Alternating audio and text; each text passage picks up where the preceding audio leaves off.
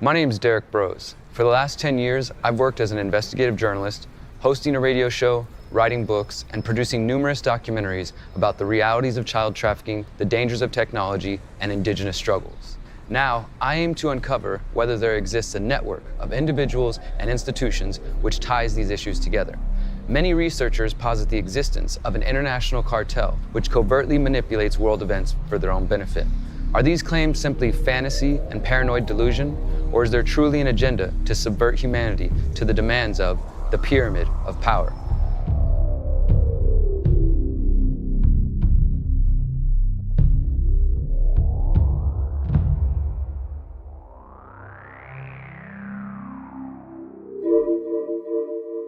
Chapter 6: The Oligarchy.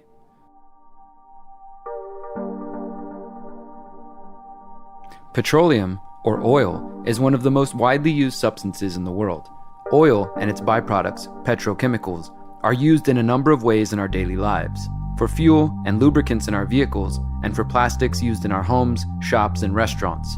Wars have been fought over oil, and fortunes have been made extracting it from the earth. Clearly, the substance plays a vital role in the history of humanity.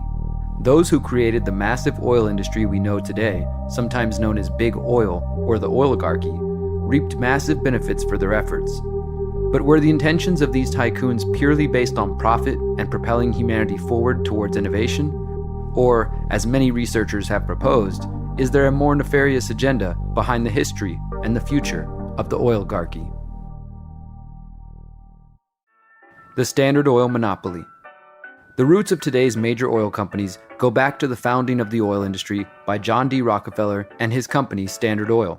Shortly before the U.S. Civil War in 1861, Rockefeller helped establish a shipping company in Cleveland, Ohio. This company would evolve as Rockefeller and partners began investing in crude oil businesses. By 1870, Rockefeller and partners operated 2 oil refineries in Cleveland. They incorporated their business in Ohio under the name Standard Oil Company. Rockefeller's company grew to become a monopoly over the burgeoning oil industry. In March 1872, during what became known as the Cleveland Massacre, Rockefeller's Standard Oil purchased 22 of its 26 competitors. Rockefeller now controlled 25% of the U.S. oil industry at the time. Rockefeller is widely heralded for his work ethic, which may have lacked in ethics while it thrived in squashing competition. He believed that large industrial corporate conglomerates were destined to replace competition in business. By 1880, Standard Oil now owned or controlled 90% of the U.S. oil refinery industry. Eventually, Rockefeller and his cronies moved Standard Oil from Cleveland to New York City to form a trust where they would be in control of the vast number of companies now wholly or partly owned by Standard Oil. Standard Oil made its wealth by producing kerosene for lamps and controlling thousands of pipelines delivering oil products around the country. The kerosene lamps being lit by millions of Americans helped Rockefeller become America's first billionaire as a result of the massive profits reaped by the companies which he held a majority stock in. However, Rockefeller was not universally revered. Many began to push back against his business practices and question the legitimacy of his oil empire. Beginning in 1887, 10 states and the Oklahoma Territory filed lawsuits against companies owned by the Standard Oil Trust. Standard lost many cases, but found that by shifting their operations from one state to the next, they could evade court rulings. Rockefeller's luck would run out as the public grew weary of monopolies thanks to the work of investigative journalists known as muckrakers. Starting in November 1902, trailblazing journalist Ida Tarbell wrote a 19-part investigation into the practices of Standard Oil. She detailed how John D. Rockefeller ruthlessly forced his competition to sell or perish. Tarbell also reported that Rockefeller had secretly arranged for discounted shipping rates from railroads. While small businesses and farmers were forced to pay higher rates, Standard Oil received preferential treatment. This type of arrangement was outlawed by the Interstate Commerce Act of 1887. Ida Tarbell's reporting showed that these arrangements and others made by Rockefeller were essential in maintaining the Standard Oil monopoly. Rockefeller and his associates did not build the Standard Oil Company and the boardrooms of Wall Street banks, Tarbell wrote. They fought their way to control by rebate and drawback, bribe and blackmail, espionage and price cutting, by ruthless efficiency of organization. Americans had grown to distrust the so-called robber barons of the day, and support for antitrust legislation reached a peak with nearly 30 states passing antitrust laws to stop monopoly abuses. The reporting of Ida Tarbell and the muckrakers created the climate which led the U.S. government to sue Standard Oil of New Jersey on November 18, 1906. The suit claimed that the Standard Oil Trust had violated the Sherman Antitrust Act of 1890. The trial against Standard Oil began in 1908 in a Missouri federal court.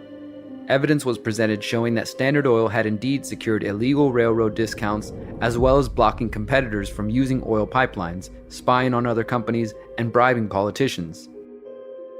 While Standard Oil grew their monopolistic domination, they also rose prices by 46% between 1895 and 1906.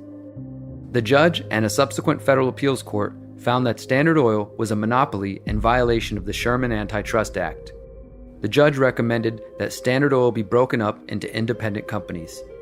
Rockefeller and his Standard Oil Trust appealed to the U.S. Supreme Court, and on May 15, 1911, the Supreme Court unanimously upheld the ruling that Standard was a monopoly guilty of illegally restraining trade.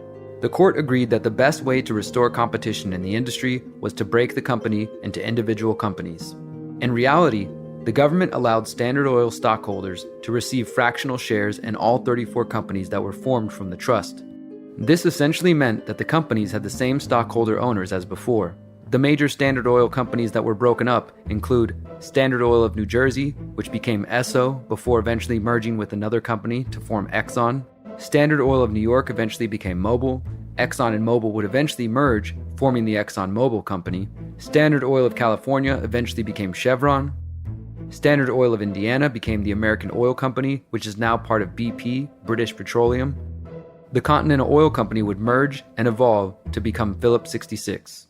Although the Supreme Court decision is often touted as the breaking up of Standard Oil, it appears the trust had a temporary breakup before reorganizing, swallowing up competition, and merging under new names.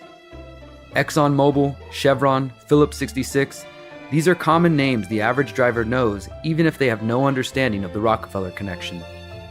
But the Rockefellers were not alone in their pursuit of wealth, power, and dominance in the oil game. The infamous Rothschild dynasty was also interested in taking advantage of the wealth and power created by the oligarchy. One such competitor emerged from the Caucasus in the 1870s, where Imperial Russia had opened up the vast Caspian Sea oil deposits to private development. Two families quickly combined forces to take advantage of the opportunity. The Nobels, led by Ludwig Nobel and including his dynamite-inventing, prize-creating brother Alfred, and the French branch of the infamous Rothschild banking dynasty, led by Alphonse Rothschild. In 1891, the Rothschilds contracted with M. Samuel & Co., a Far East shipping company headquartered in London and run by Marcus Samuel, to do what had never been done before: ship their Nobel-supplied Caspian oil through the Suez Canal to East Asian markets. The project was immense. It involved not only sophisticated engineering to construct the first oil tankers to be approved by the Suez Canal Company, but the strictest secrecy. If word of the endeavor was to get back to Rockefeller through his international intelligence network, it would risk bringing the wrath of Standard Oil, which could afford to cut rates and squeeze them out of the market. In the end, they succeeded, and the first bulk tanker, the Murex, sailed through the Suez Canal in 1892 en route to Thailand. In 1897, M. Samuel & Co. became the Shell Transport and Trading Company. Realizing that reliance on the Rothschild Nobel Caspian oil left the company vulnerable to supply shocks, Shell began to look to the Far East for other sources of oil. In Borneo, they ran up against Royal Dutch Petroleum, established in The Hague in 1890 with the support of King William III of the Netherlands, to develop oil deposits in the Dutch East Indies. The two companies, fearing competition from Standard Oil, merged in 1903 into the Asiatic Petroleum Company, jointly owned with the French Rothschilds, and in 1907 became Royal Dutch Shell. To reiterate, the majority of the major oil companies in the U.S. are owned in part by the Rockefeller family, while Royal Dutch Shell, the owner of the Shell Oil Company, is a product of scheming by the French Rothschilds and Dutch royalty. And while there are no exact numbers on how much the Dutch royal family of today still owns in Royal Dutch Shell, it is believed that the family has profited billions of dollars from the company. The Dutch were not the only royalty to get involved in the oil industry. The British Crown controlled the majority share of BP, or British Petroleum.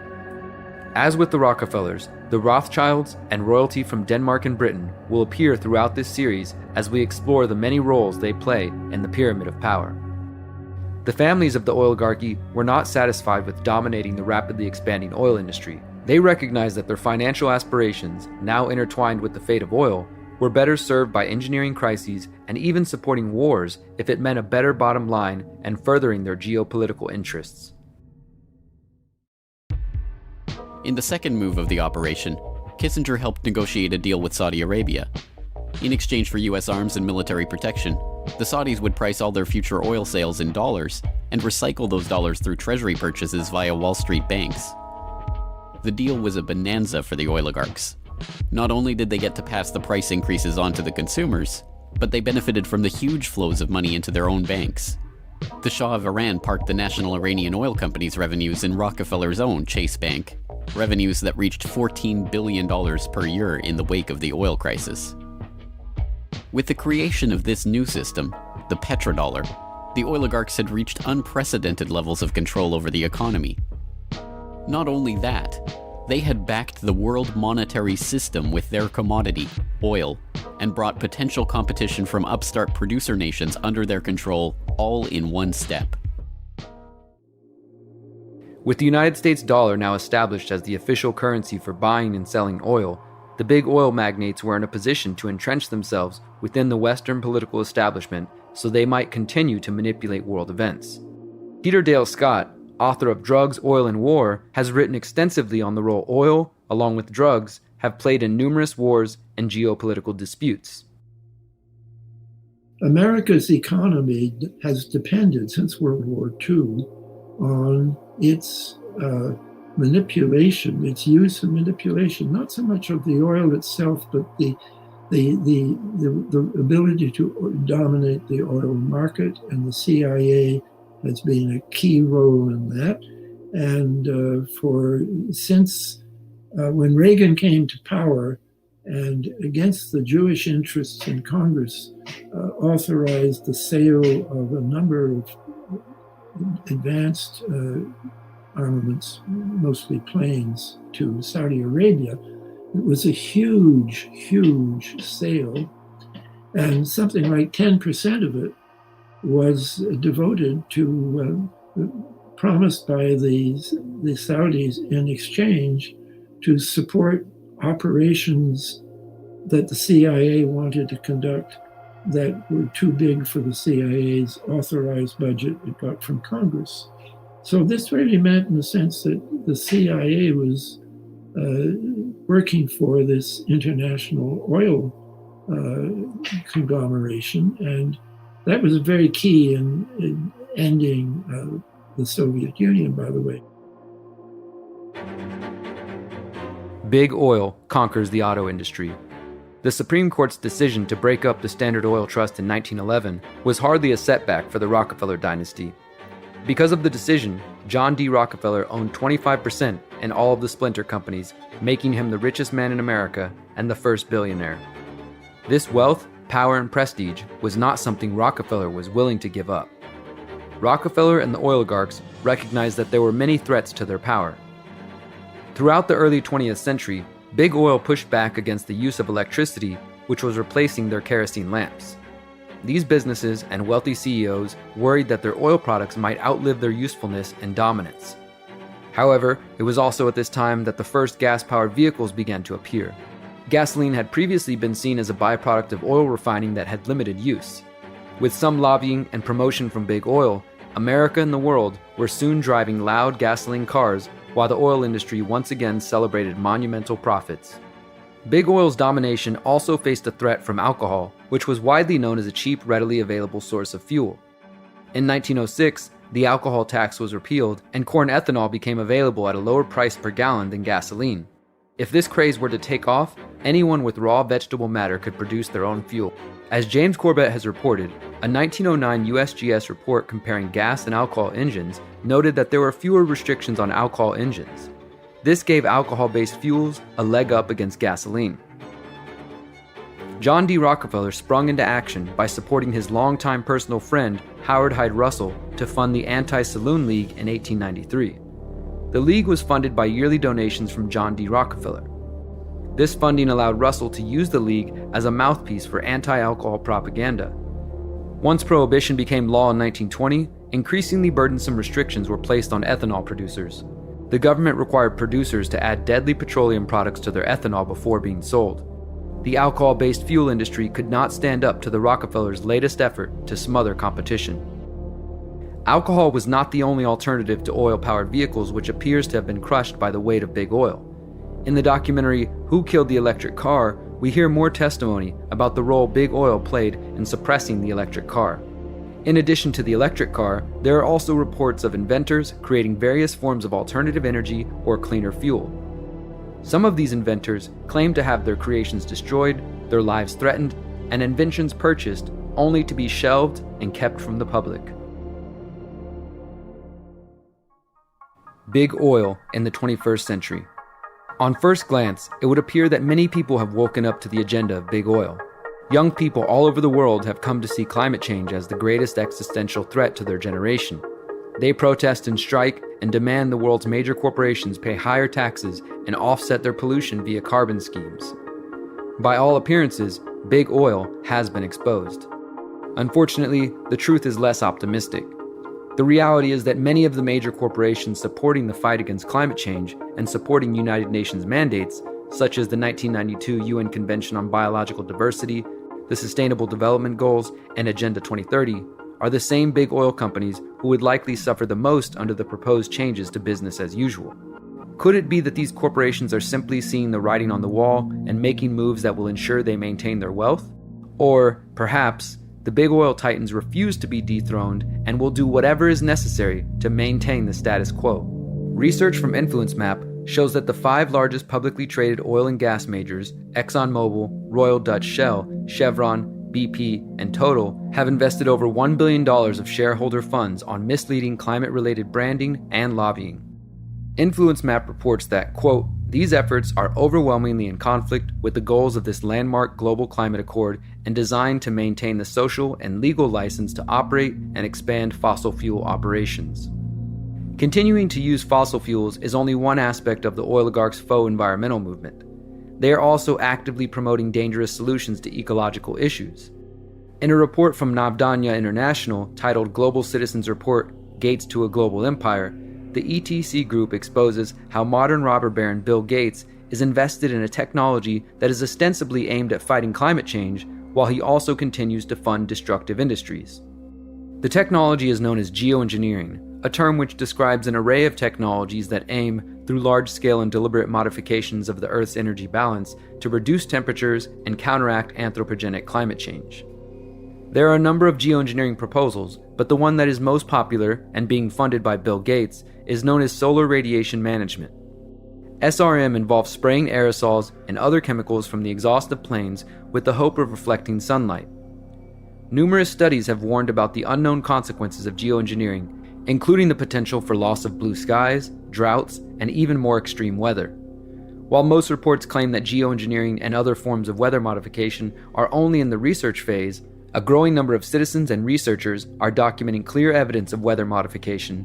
We will expand upon this topic in an upcoming chapter.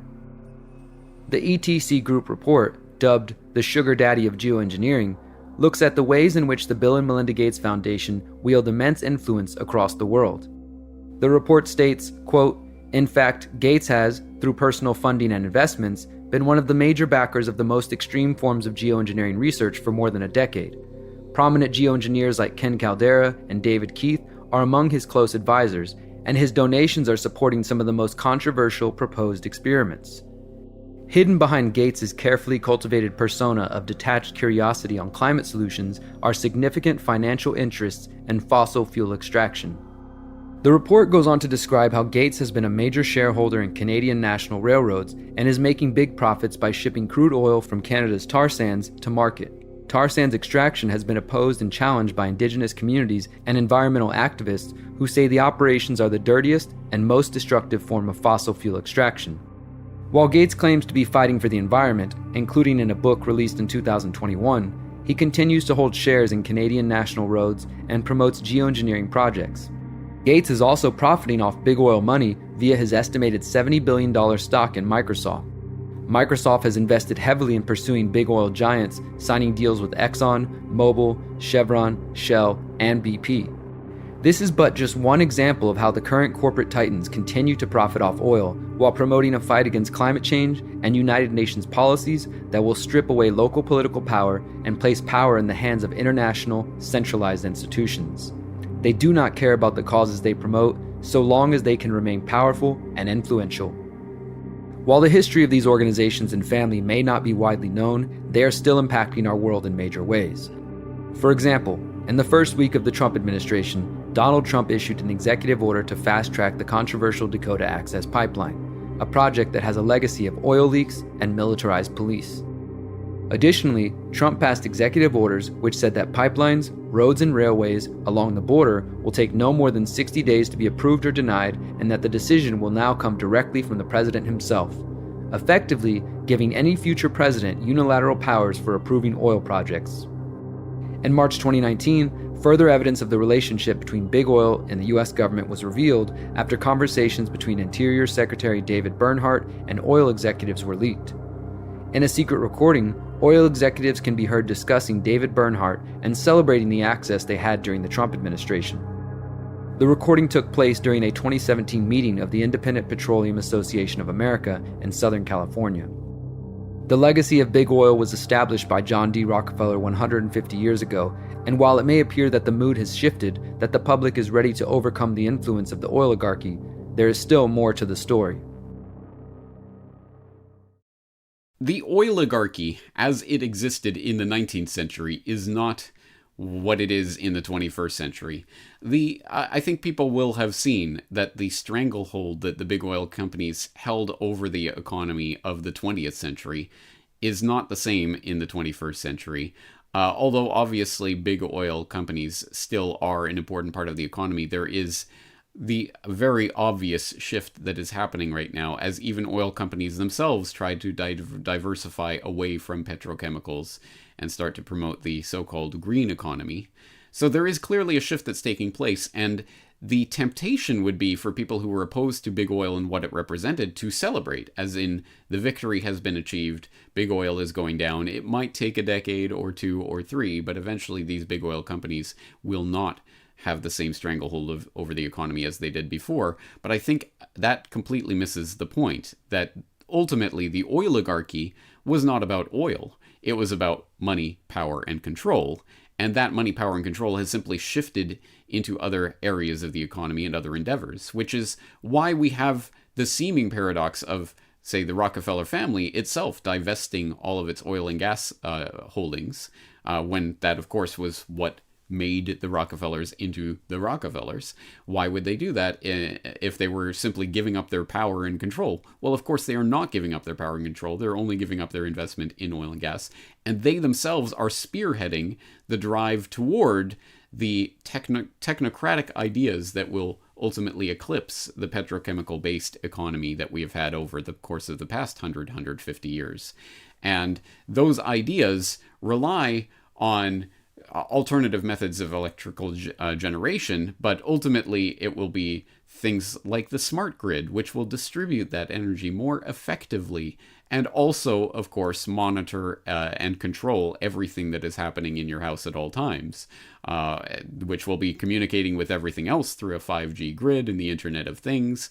All of these concepts are related, and you find that the same people and families that were behind the oligarchy are heavily invested in these new technologies that will provide them even greater control over the population than the oil manufacturing and production business did back 100 years ago. So actually this in some ways is the culmination of what the oligarchs wanted, which is, again, not to do with oil specifically. If they can control the world by means other than oil, then they'll do it by means other than oil. And I think that is the way that we see things trending right now. And that's why we should not be too quick to celebrate the victory over the oligarchs and the transition into the green economy. The question is, what green economy? Controlled by whom? By what corporations? Funded into existence by whom?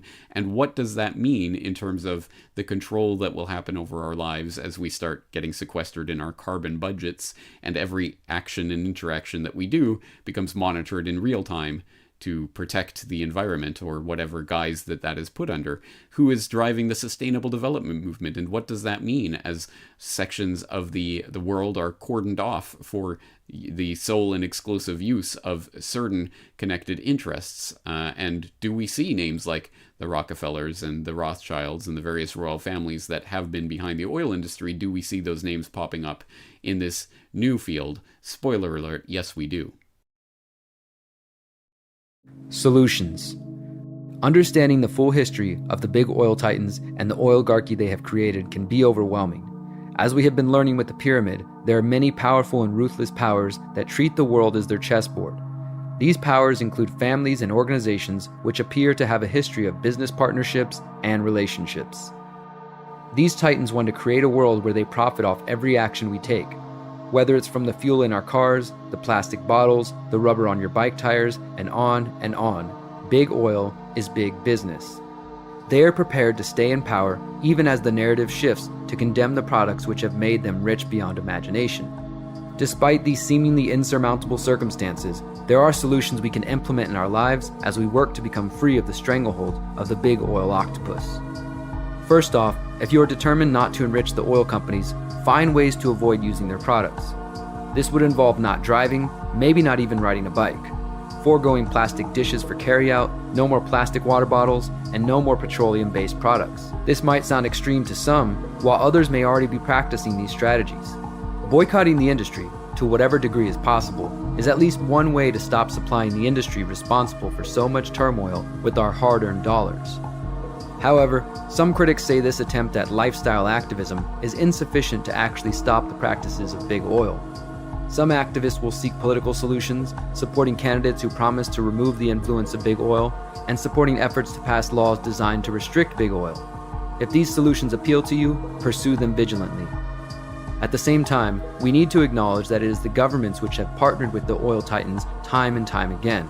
It might not be an effective strategy to expect the captured government regulators to be the savior of the environment and the protectors of the people. If you believe you can raise awareness or achieve lasting change, take action. Whether it's by politics, activism, or civil disobedience, take steps which will enlighten and empower your friends and family about the realities of the big oil complex. To further understand this vast and complex topic, we recommend the following books: The History of the Standard Oil Company by Ida Tarbell, Drugs, Oil, and War by Peter Dale Scott. We also recommend the documentaries How and Why Big Oil Conquered the World from James Corbett, and Who Killed the Electric Car